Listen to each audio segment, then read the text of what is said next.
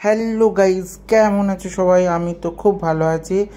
এখন শরীর একদম ঠিক আছে। তো কালকে বাড়ি চলে যেতে হবে, তার জন্য কয়েকদিন ভিডিও তোমাদের সঙ্গে ঠিক করে শেয়ার করতে পারছিলাম না। ভাগ্নের গায়ে হলুদের জন্য নিয়ে চলে যাওয়া হয়ে গেছে।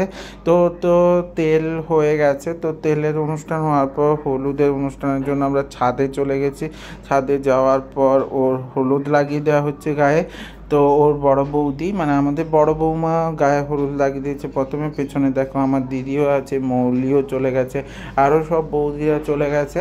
তো সবাই মিলে ওর গায়ে হলুদ লাগিয়ে দিচ্ছে। তো হলুদ লাগিয়ে দেওয়ার পর যে হলুদ স্নান, সেটা কিন্তু এই ভিডিওতে দিইনি, পরের দিনের ভিডিওতে অবশ্যই তোমাদের সঙ্গে শেয়ার করে নেব।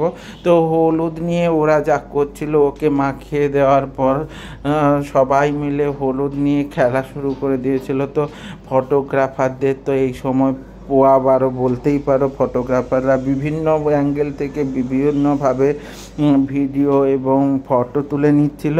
তো সব মিলিয়ে হলুদটা খুব ভালোই করে কেটেছিল।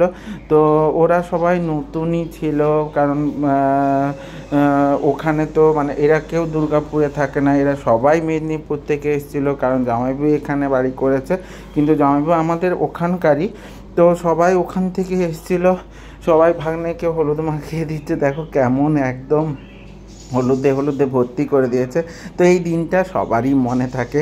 আমার বিয়ের কথাগুলো মনে পড়ে যাচ্ছিলো। তো তোমাদের কার কার বিয়ে হয়ে গেছে আর কার কার বিয়ে হয়নি? যাদের বিয়ে হয়নি তারা দেখে নাও কেমন করে হয়। তো হলুদের পর বসুধারার জন্য নিচে নিয়ে চলে এসেছি আবার। তো বসুধারার যে রীতিটা সেটা হচ্ছে, তো জামাইবাবু বসুধারার রীতিটা পালন করছে।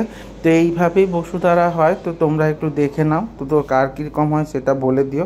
তো এইভাবে আমার ভিডিওগুলোর সাথে জুড়ে থাকতে অবশ্যই আমাকে লাইক কমেন্ট শেয়ার করে দিও। ইউটিউব থেকে দেখলে অবশ্যই সাবস্ক্রাইব করে দিও এবং আমার বেল আইকনটা টিপে দিও। যারা এখনও টেপোনি তারা অবশ্যই টিপে দিও, তাহলে আমার ভিডিওগুলো পেয়ে যাবে। সাথে থেকো, সঙ্গে থেকো, জুড়ে থেকো। টাটা।